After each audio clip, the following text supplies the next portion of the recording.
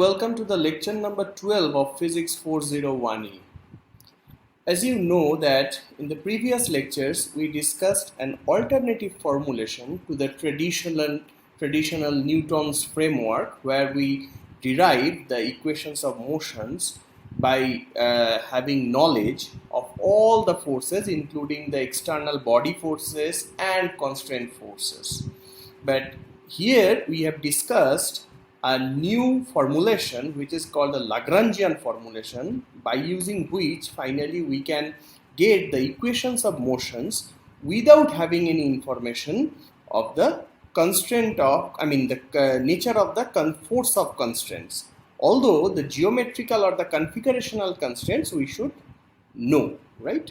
Okay, in order to choose the suitable set of generalized coordinates and velocities. But as we precisely mentioned in some previous lecture, that the final objective or the basic goal of this whole thing is to solve the q and q dot as a function of t. Well, once you can solve q dot, calculation of q dot is trivial, right? Now the question is that how to solve that. Okay, so of course there is no general recipe. Okay, now of course, solving q and q dot as a function of t basically gives us the state of the system, and that is the goal for any dynamical theory, right? Now solving q and q dot for different problems comes with different type of recipes and different type of tricks. Okay, so we will start with a very easy example of motion in one dimension. As you all know that the most general form of Lagrangian for the motion in one dimension where the external condition is fixed is given by this type of Lagrangian. This is the kinetic energy term. Let me just use this. This is the kinetic energy term, okay, where you can have for generality a function of the coordinates as a coefficient of the q dot squares. Right, here you don't have qi qj because this is just one dimensional problem. Okay, so you have only one pair of q and q dot, and you have your potential energy function, that is uq. Now as we said that the external condition is fixed, that means that the t dependence of the potential function will not be considered here. Okay, that means that the system is moving, let's say, on a static or very predetermined background. Okay. Now, in the most simple case, q is the Cartesian coordinate x, and we can simply write the Lagrangian as half mx dot square minus ux, right? Okay, so the kinetic energy minus the potential energy. So to solve this, we can opt two methods. Now by solving this, we will have the equations of motion, not the final q and q dot as a function of t. Okay, that we have to understand.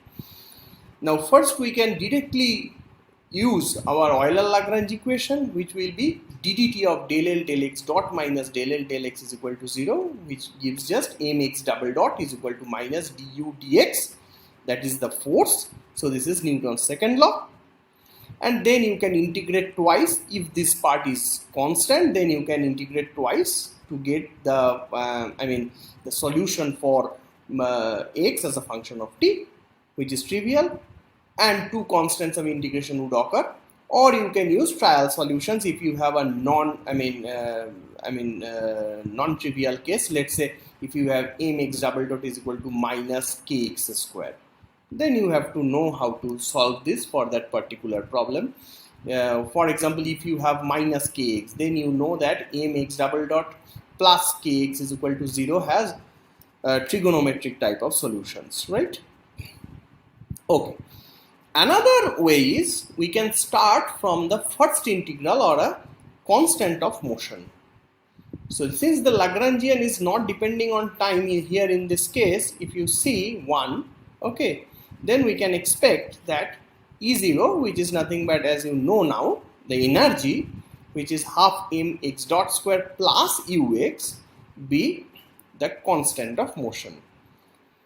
And we will now see that half mx dot square is equal to e0 minus ux. Now this is, if you just see, can be written in this form: x dot is equal to root over 2 by m root e0 minus ux. So finally you have one first order equation, ordinary differential equation, which you can easily solve by using this. Okay, so this will be t, then it will be equal to root over m by 2 integration dx by root over e minus u of x. Okay, now this is a constant of integration. You can see that here the Euler-Lagrange equation was of second order. That's why you needed two constants of integration. Here also you need two constants of integration. One is the constant of integration and another is the E0 itself. Okay. Now we know that time should have a real value. Otherwise this is not a physical problem. Then we must have, I am sorry, here it should be just E0 minus Ux. This is the same thing over here. Okay. So for having real value for t, we must need E should be greater than, or E0 should be greater than Ux. Can you physically see this? Well, if you just write Ux plus half mx dot square, that is E0. So half mx dot square is always positive definite. You know now for physical problems where principle of least action is valid, mass cannot be negative, x dot square is always positive. So Ux, when gets added to a positive quantity, gives E0. So E0 must always exceed Ux. Okay. Then we must always know that the motion only takes place in physical space for which E0 is greater than Ux. Okay. So here, if we just give you, for example, any arbitrary potential curve, then you can say that first we have to draw where basically the line E0 is equal to u, or u is equal to E0, cuts the potential curve. And as you know that Ux must be less than this E0. So all the regions where E0 is less than, actually so all the red parts, basically there is an error. So the EF part is also permissible, although I did not highlight this with red. So all the parts below the green dotted line are allowed for physical motion. Okay. Now the points on the potential curve where Ux exactly is equal to E0, that means there is no kinetic energy. Kinetic energy is 0. That simply means the particle is at rest, momentarily at rest. Okay. These points are called turning points. Okay. Now why turning points?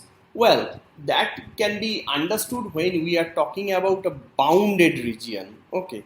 That means that the particle is always bound to move within, for example, here for this part A to D, it always moves between A and D. Now when it moves starts from A and reaches D, it has to come back. Otherwise, the motion is no longer feasible, right? And that's why, and that is the point where U is equal to E0. The same thing, when it starts from D and reaches A, it has to come back or return.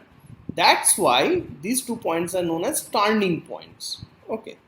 Although if you are not inside a bounded region, well, the physical insight for turning point is not there, but still we can call it as a turning point. Okay. At least you can say that like this, that if someone, for example, some particle starts from here, let's say, and somehow reaches there, okay, then it has to basically come back. But if somehow it starts to the other direction, well, then there is no turning point. The particle will not see any turning point. Well, so Yeah, in some cases there is also turning point defined over here. Okay. Now, if the motion is limited by two turning points, the motion takes place in a finite region in space, and this is called a bound motion or a motion, finite motion. Okay. Now, if the motion is limited only on one side, like here, let's say you can just see that the motion is bounded by E point only, but here in this way, there is nothing to bound, right? Or there is not at all any boundary in either side, then the motion is infinite and the particle basically goes to infinity. Okay.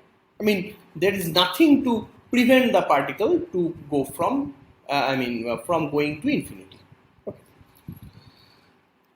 A finite motion in one dimension is oscillatory. That you have to understand because of the turning points. Okay, it oscillated. The particle moving repeatedly back and forth between 2 points. Now you can say, sir, when it is over here, it is at rest. Why should it come back? Why cannot it be over there? Because there is always a du dx. So is a minus du dx. So a force is always acting to the particle. And when a force is acting, the inertia will be changed. State of inertia will be changed. Right? So that is the thing. Okay. Now, whenever a finite motion is there in one dimension, the time period of oscillation is simply given by this formula.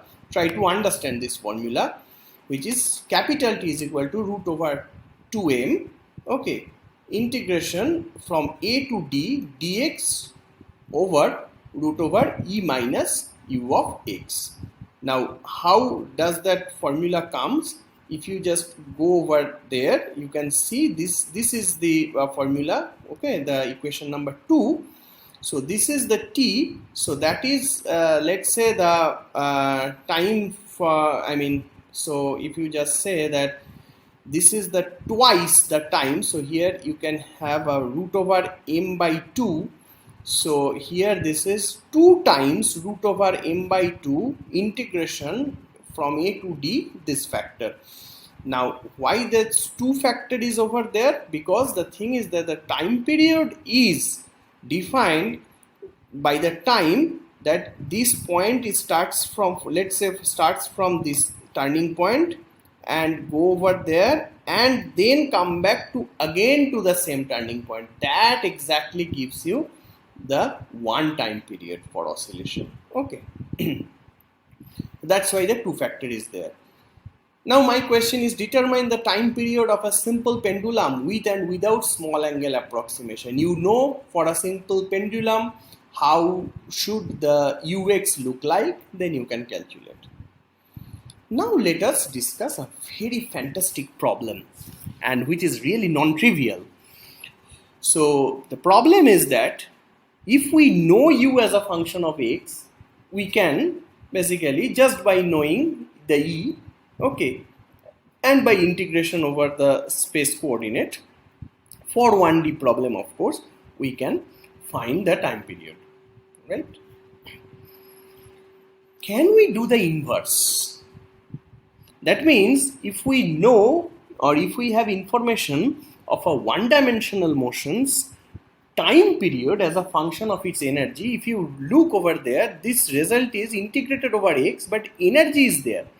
So if now on this integrated part you change E as like a parameter, then T should change. So T can be thought as a function of E, right? Now for a system where E is constant, T is constant, I agree. But if you say that I am now choosing many systems where E is constant but having different values of that constant, then T will be different. So that means T is a function of E. Okay. So my question is, if you know T as a function of E by some experiment, and can you somehow predict the inverse thing? That means what is the law of potential? Huh?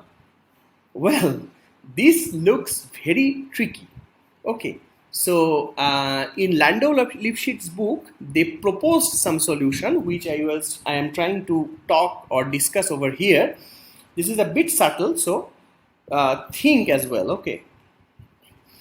So first of all, we have to assume that the potential function ux has only one minimum in the region of space considered. Okay, so it should not have multiple minima or maxima minima type of thing, just only one minimum. Okay, within the region which is specified over here. Let's say the region between x1 and x2. Just think of this potential. Okay. We also take the origin at the position of the minimum potential energy, which is said to be 0.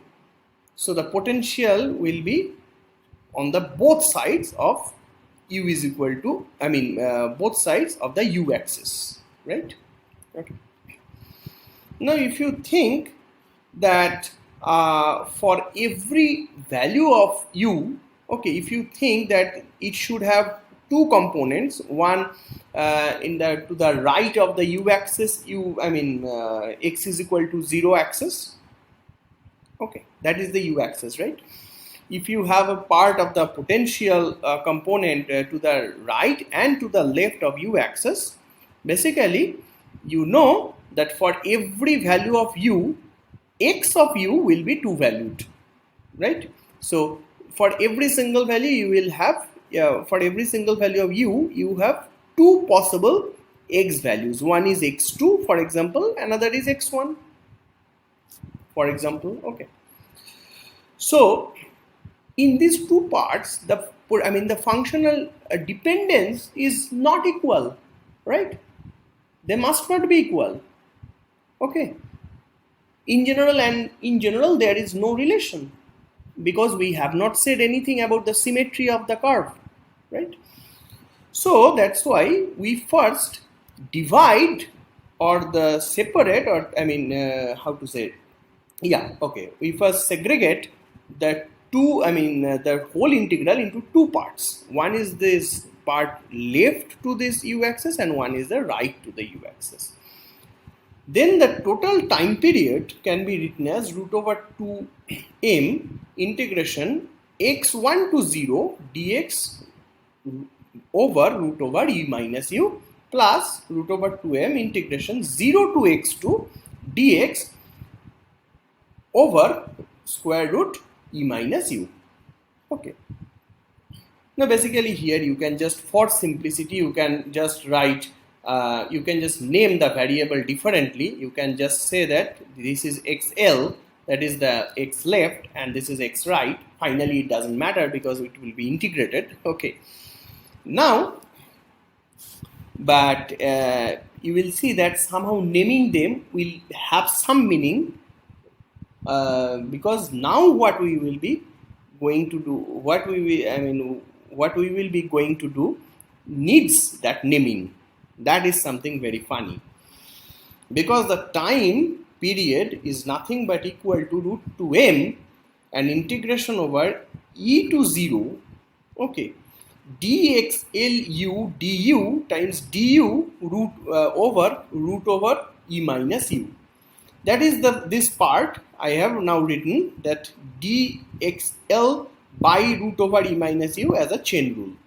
Okay, and also as u is now there in the role of the differential. Okay, then you can write that proper limits according to u.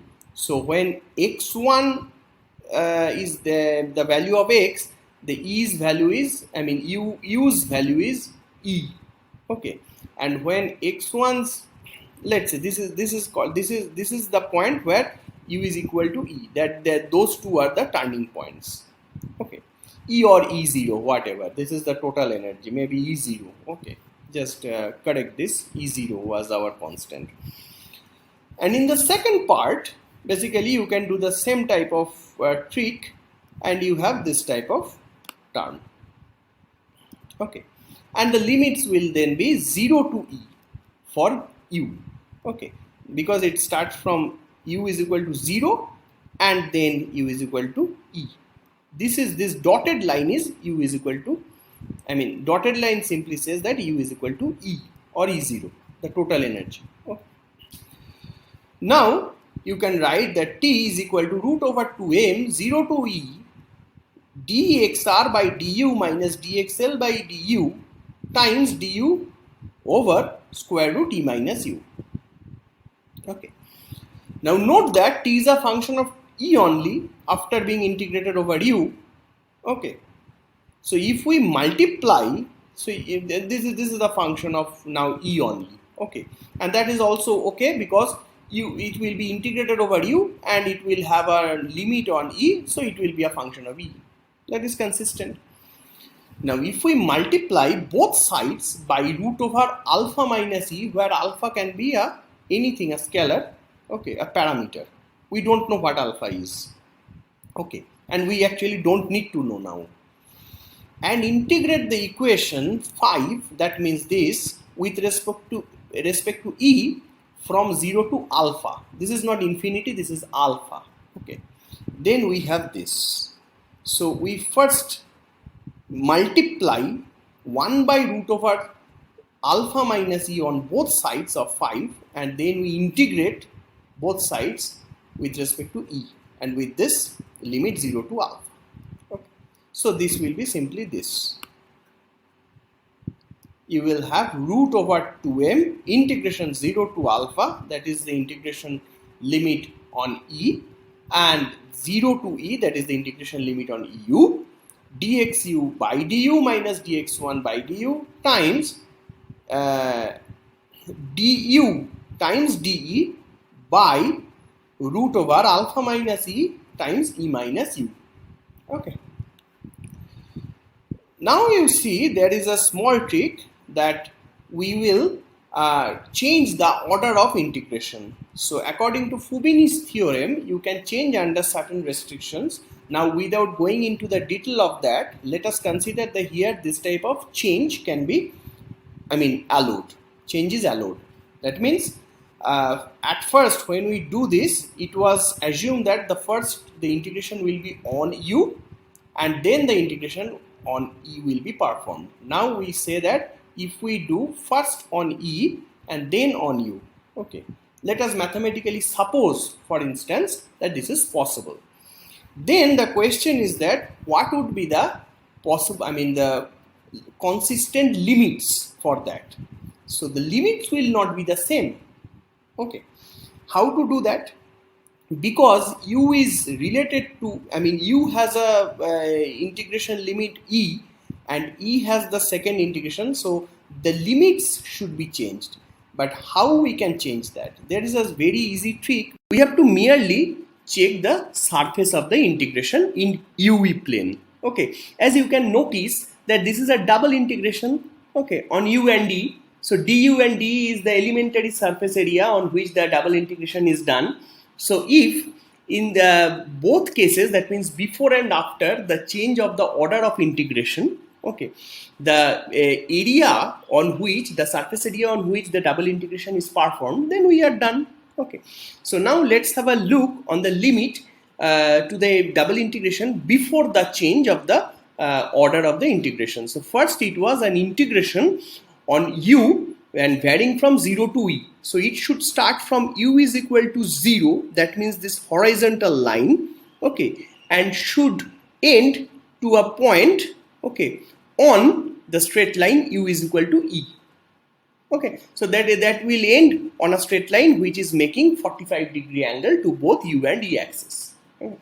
Then what are the limits on e? Then the e should be varied from 0 to alpha. Okay, remember this is not infinity, this is alpha. Now then with this type of rods will then be slided from e is equal to 0 to e is equal to alpha in order to trace the whole area of integration, which is nothing but a triangle, right angled isosceles triangle of both equal, of the equal sides is equal to alpha. Okay, here this is u is equal to alpha, this is e is equal to alpha. Okay. Now the question is that how to recover the same area of integration after the change of the order of integration. Now the first integration would be done on e. Then we have to take first the horizontal rods instead of the vertical rods. We have to take the horizontal rods accordingly, and then we have to slide over the we have to slide the horizontal rod in the vertical direction. That's the strategy. Okay, now if you remember that how to if you just have a look on this picture, then you can see the how the this horizontal rods or strips are made. These are starting from this point and ends here. So they are starting from u is equal to e. So you can now say this is an integration over E. So you can now say that it should start from E is equal to U to E is equal to alpha. That's why this limit is from U to alpha. Okay. Now you have to slide those type of strips. Okay. By varying U from 0 to U from this point to this point, which is nothing but where U is equal to 0 to U is equal to alpha.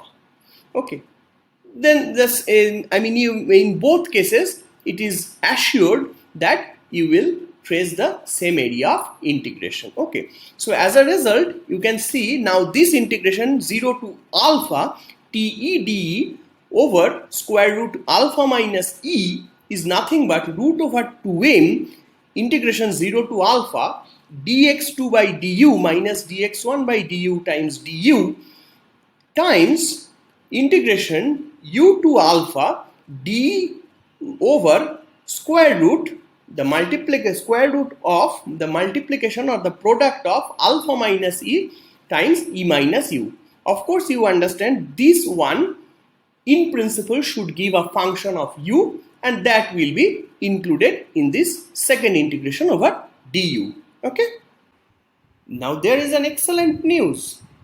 The news is that if you do this integration, please do that at home, and if you just observe that this factor, which doesn't look very attractive here, but can be written in a very elegant form just by written this. Okay, and if you do that, finally you can say that the total integration is nothing but a constant pi. There is no u independence at all. So the total thing then boils down to that this integration 0 to alpha TE dE over square root alpha minus e is simply pi times root over 2m x2 at alpha minus x1 at alpha. Okay, because if you just integrate this one, you see that du that will just cancel, and you will have simply dx2 minus dx1, and between 0 to alpha it will be simply x2 of alpha minus x2 of 0 minus x1 of alpha plus x1 of 0. Now x2 is equal to 0 and x1 is equal to 0 according to our construction. Okay, because we choose that our the origin is at the minimum potential, minimum energy u, and that is 0, that we have chosen. Okay, now if we know that, finally we can write using this that this x2 of alpha minus x1 of alpha is equal to 1 by pi root over 2m integration 0 to alpha TE dE over square root alpha minus e. Okay, and why this is interesting? Well, just replace alpha is equal to u. Haha, that's done. Your x2 of u minus x1 of u is equal to, you have something which you already know, 1 by pi root over 2m integration 0 to u TE dE by root over u minus e. Okay, doesn't it look really good?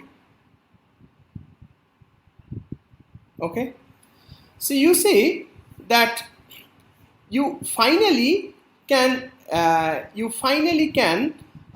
basically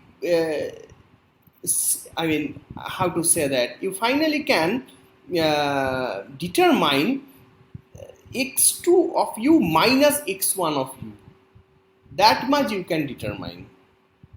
Okay, you remember. Okay, so you that much you can do.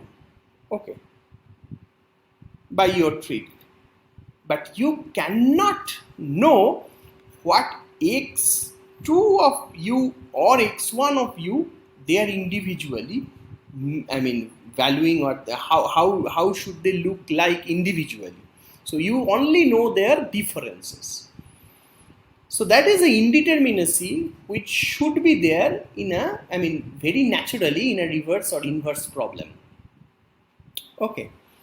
Now this indeterminacy can be removed for a specific choice of potential function if you suppose that your u is symmetric about the u axis, and then basically your x2 of u is nothing but minus x1 of u, and yes, you have finally x as a function of u, 1 by, which is equal to 1 by 2 pi root over 2m integration 0 to u te de root over u minus e. So this one is integrated over e, just gives you a function of u, and that's your x of u.